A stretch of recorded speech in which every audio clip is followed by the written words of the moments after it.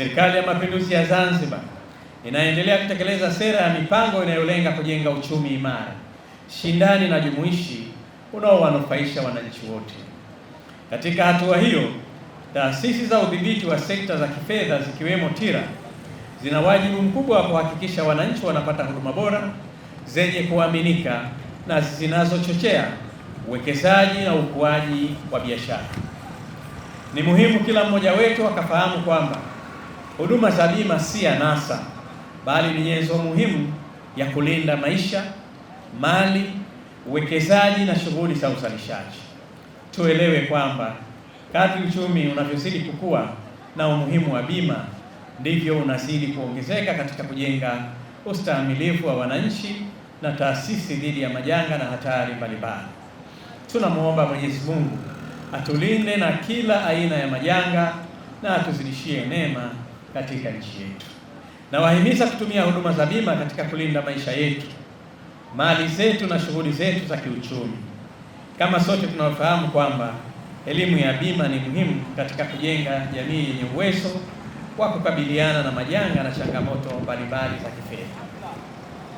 Naielekeza TIRA kuandaa utaratibu wa kutoa elimu kwa wananchi kupitia vyombo vya habari, taasisi za elimu, vikundi vya kijamii na viongozi wa dini ili kuongeza uelewa wa wananchi juu ya umuhimu wa matumizi ya huduma za bima.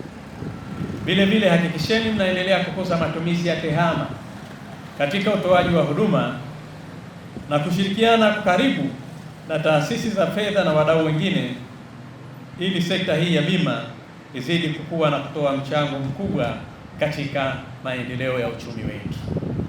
Itakumbukwa kwamba mnamo mwaka 2023 serikali ya Jamhuri ya Muungano wa Tanzania ilipitisha sheria ya afya kwa upande wa Tanzania bara, na mwaka huo huo 2023 serikali ya Mapinduzi ya Zanzibar pia ilipitisha sheria ya kuanzishwa kwa mfuko wa huduma za afya Zanzibar. Shabaha kuu ya kuanzishwa kwa bima ya afya ni kuhakikisha kila mwananchi wa Tanzania anapata huduma bora za matibabu hata kama hana uwezo wa kifedha wa kulipia huduma za matibabu. Hivyo ni vyema kila mwananchi akahakikisha anakuwa na bima ya afya ili kupata matibabu kwa urahisi na pia kuchangia afya bora kwa jamii yote kwa jumla. Tukiwa tunazindua ofisi ya Mamlaka ya Bima Tanzania Kanda ya Pemba, napenda kutumia fursa hii kuwakumbusha umuhimu wa kuzingatia sheria za usalama barabarani. Sheria hizi zimewekwa kwa lengo la kulinda maisha ya wananchi, mali zao na kuimarisha utaratibu wa matumizi ya barabara zetu. Kifungu cha 36(2)(a) cha sheria ya usafiri barabarani ya mwaka 2003 kinaelekeza kuwa kila gari ambalo linaombewa leseni ya kutembea barabarani ni lazima liwe na bima halali. Kadhalika, kifungu cha 14(1) cha sheria ya vyombo vya moto vya serikali ya mwaka 2004 kinaelekeza wazi kwamba vyombo vyote vya moto vya serikali vinapaswa kukatiwa bima ya mtu wa tatu. Kwa msingi huo, hairuhusiwi chombo chochote cha usafiri kuingia barabarani bila ya kuwa na bima inayotambulika kisheria.